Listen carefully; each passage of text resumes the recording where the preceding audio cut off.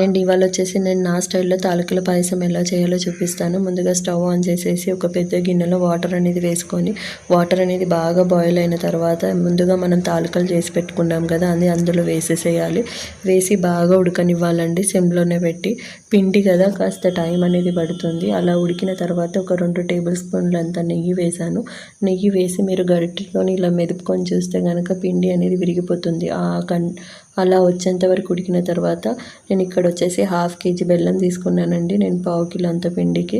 So వేసేసి అది కలిపేసుకున్న తర్వాత బియ్య పిండిని 2 టేబుల్ స్పూన్లు వేసేసి అది ఉండలు కట్టకుండా లిక్విడ్లా చేసుకొని అందులో వేయాలి.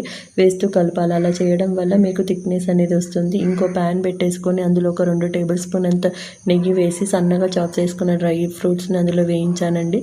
వేయించేసి ఈ ముందుగానే మనం తాలికల పాయసం రెడీ అయింది కదా, అందులో వేసేసి బెల్లం కరిగి దగ్గర పడేంత వరకు ఉంచి స్టవ్ అనేది ఆఫ్